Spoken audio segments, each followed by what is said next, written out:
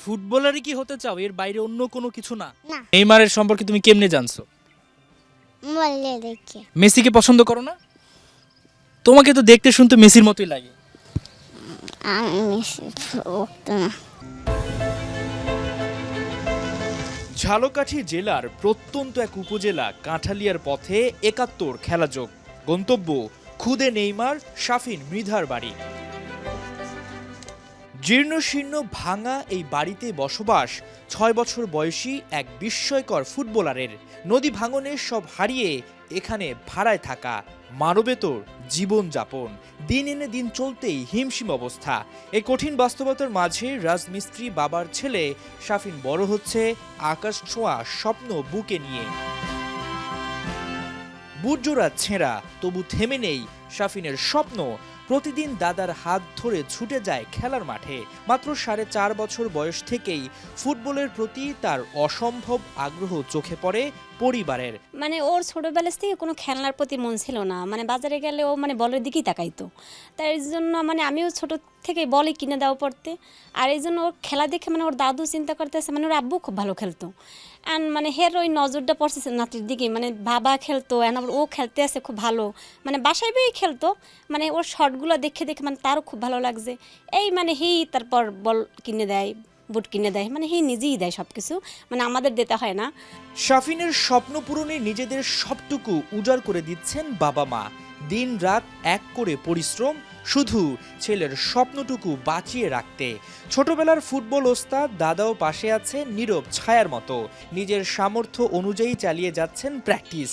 ছোট বয়সে নাতির চোখে যে ফুটবল নেশা দেখেছেন তা একসময় ছিল নিজের ছেলের মধ্যেও। আমার ছেলেও একদিন ভালো ফুটবল খেলতে তারে নিয়ে আসা ছিল, কিন্তু সেটা আমার হয় নাই।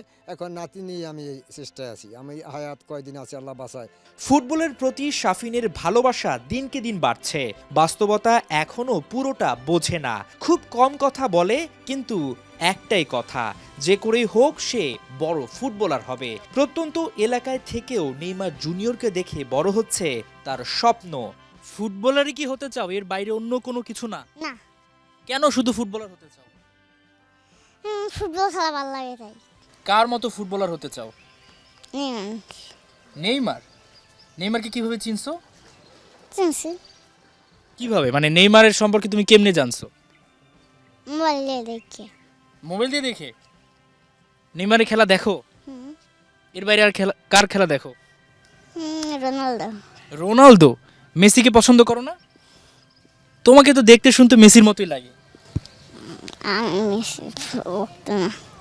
সংসারের বোঝা মাথায় নিয়েও বাবা থেমে যাননি। যতদূর পারবেন নিজেকে বিলিয়ে দিতে চান সন্তানের লক্ষ্য পূরণে। আমার বাবা আমাকে নিয়ে অনেক খেলার স্বপ্ন দেখছে, তো একটা সমস্যা হয়েছে, সেই থেকে আমার খেলা শেষ হয়ে গেছে, আমি ঢাকা চলে যাই। এখন আমার বাবা প্রতিনিয়ত তাদের নিয়ে অনেক কষ্ট করে, অনেক করে, দেখতেছি ভালো খেলতেছে। সামনে দোয়া করি আগাই যাক, কিন্তু কত দূর যায় কি না সেটা দেখার বিষয়। আর আমার বাবা বলছে আমি মৃত্যুর আগে যেন আমার নাতি ভালো খেলতে পারে, এই জন্য আমি দেখে যাইতে পারি, এই জন্য চেষ্টা করতেছি। দেশের প্রত্যন্ত এক উপজেলায় বড় সম্ভাবনার নাম শাফিন মৃধা। এই অঞ্চল থেকে অনেক স্বপ্ন ঝরে গেছে কেবল গাইডলাইন আর পাশে দাঁড়ানোর অভাবে।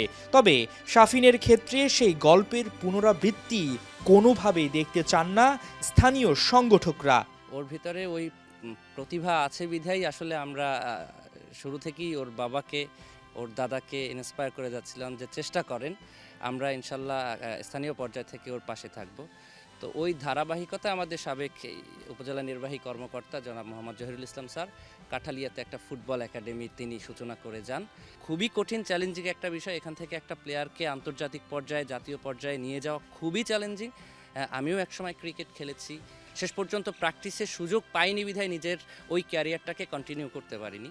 পরবর্তী প্রজন্ম যেন এই সুবিধা থেকে বঞ্চিত না হয়, সেজন্য আমরা চেষ্টা করে যাচ্ছি। ইনশাল্লাহ শাফিনদেরকে প্রস্তুত করার জন্য আমরা কাজ করব। সারা বাংলাদেশে এরকম অসংখ্য শাফিন ছড়িয়ে ছিটিয়ে আছে, কিন্তু সমস্যা হচ্ছে তারা নেইমার হতে চায়, মেসি হতে চায়, কিংবা এখন হামজা চৌধুরীও হতে চায়, কিন্তু তাদের পাশে দাঁড়ানোর কেউ নাই।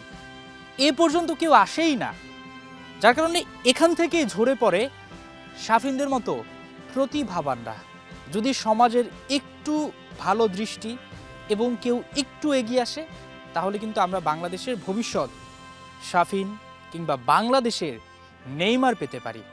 হাসান সজীব, ৭১, ঝালকাঠি, বরিশাল।